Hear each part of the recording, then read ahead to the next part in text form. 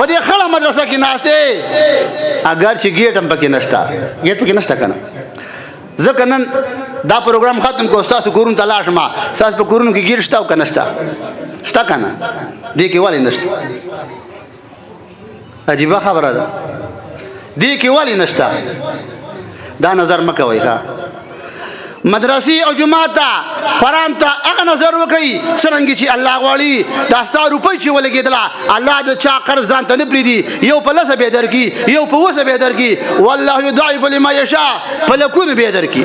وکړه یو دو ټرای خو وکړه که نه یاره چې الله یې درکوي که نه درکوي د رب سره سودا وکړه موسی علیه السلام روانو د الله ملاقات لا یو سړي ورته ویل زما درخواست هم یوسه ویل کوم درخواست دی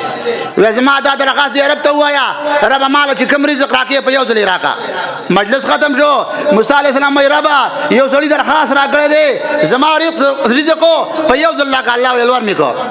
هغه سړي ویل چې زه موسی علیه السلام چې زه هغه کور له ورغلم لږې غنم او لږې اوربشې او څه کجورې لږې شانته وي کاله پورې نه ورتلم کال پس چې ورغلم د هغه کور ته مې وکتلو بلډینګ یې جوړ کړی دی 20 میلمانه ځي او 20 راځي ما ویل چې دا څه قصه ده بیا مې تپوس وکړو ځوانه تاله چې الله څه درکړي موسی علیه السلام وایي هغه ډېر لږ دا دومره مال دا حیثیت دا بنګلي ویل ما د رب سره سودا وکړله ما تجارت د رب سره وکړو د رب سره څوک تجارت کوي حال به دی نو سودا وکړئ د رب سره جبرائیل امین فرمایي سردار دو جهانا هم سراج امتک فی الدنیا والآخرہ دا طالب العلم دا په دنیا کې هم ډیوه ده په آخرت کې هم ډیوه ده فطوبى لمن عرفهم هغه چا خوشحالي ده چې دا وپېژندل واحبهم او مینه ورسره وکړه والویل لمن انکر معرفتهم